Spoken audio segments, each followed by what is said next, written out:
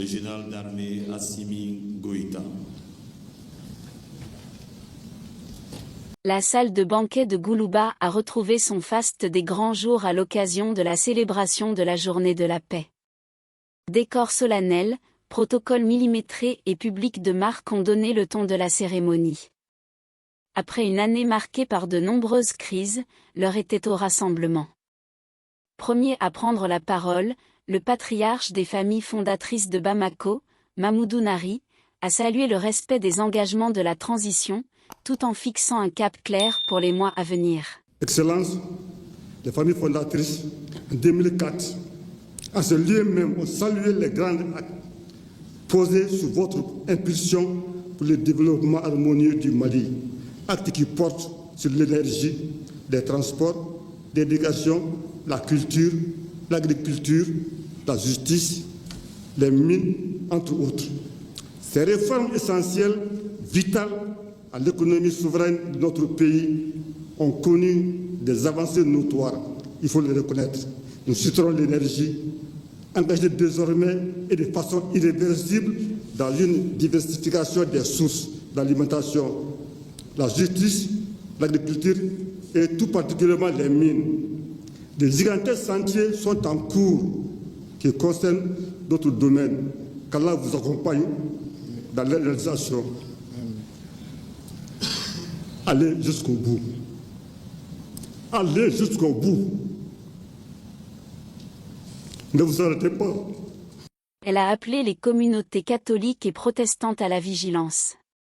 Si les avancées politiques et économiques ont été saluées, l'Église a rappelé que le chemin reste long face à la menace terroriste et à la guerre médiatique, prônant lucidité et responsabilité.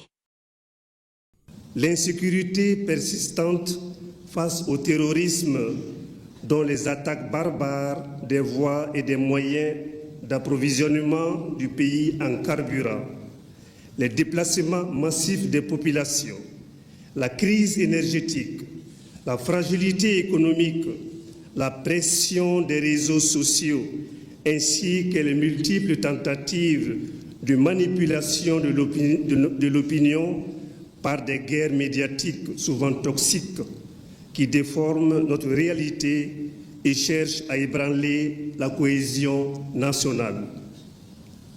Dans ce contexte géopolitique troublé, où les équilibres régionaux et internationaux se recomposent, le Mali doit continuer de naviguer avec prudence, lucidité et hauteur de vue. Sécuriser et construire en même temps dans un environnement géopolitique extrêmement complexe. Tel est le défi qui est imposé au peuple malien sous votre leadership.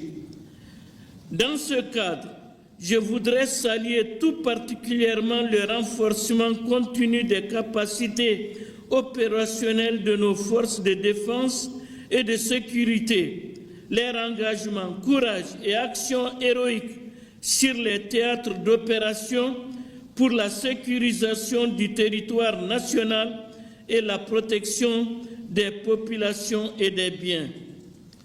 Les efforts importants déployés par le gouvernement sous votre leadership pour l'approvisionnement du pays en produits pétroliers, l'ouverture des chantiers d'hôpitaux modernes, l'effectivité du contenu local conformément à la réforme du secteur minier et l'opérationnalisation des nouvelles mines font de votre vision stratégique Mali 2063 un motif de satisfaction et d'espoir pour nos compatriotes.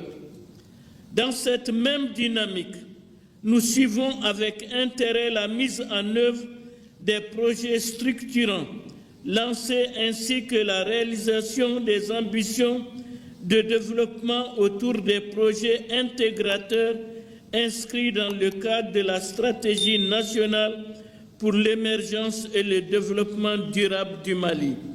Enfin, la société civile a porté la voix des Maliens de l'extérieur. Leur principale préoccupation reste les difficultés administratives liées à l'obtention des pièces d'identité.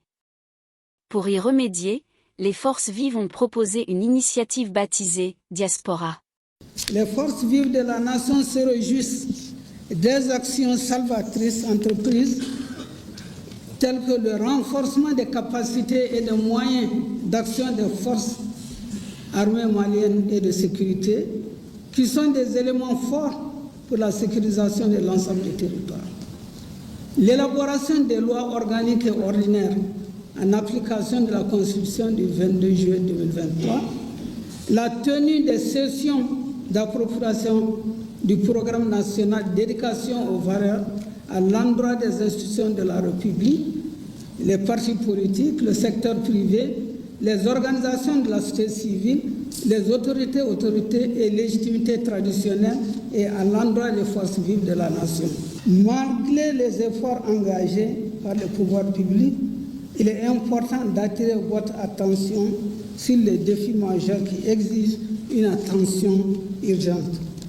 Sur le plan sécuritaire, la sécurisation du pays est une condition sine qua non pour le développement durable et la mise en œuvre efficace des politiques.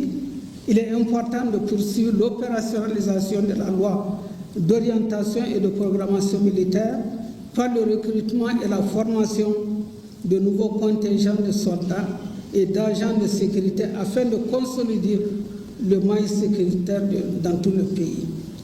Il convient de porter à votre attention que beaucoup de nos compatriotes de l'intérieur et de l'extérieur du pays éprouvent des difficultés pour accéder à la carte d'identité nationale biométrique à cause des erreurs de mise à jour du NINA.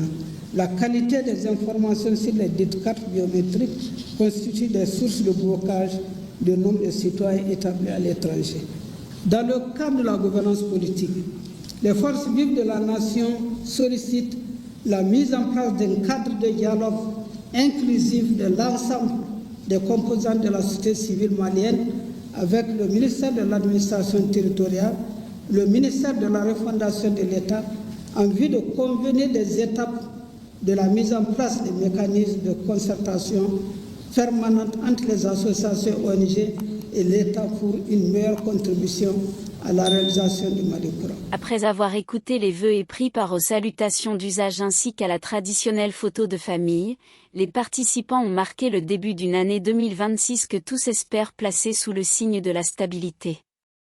Placée sous le thème de l'éducation, cette nouvelle année a été l'occasion pour le président de la transition d'affirmer avoir pris bonne note de la doléance exprimée dans les vœux du Nouvel An par le porte-parole des enfants Kandatou du Mapou, à Sougouta.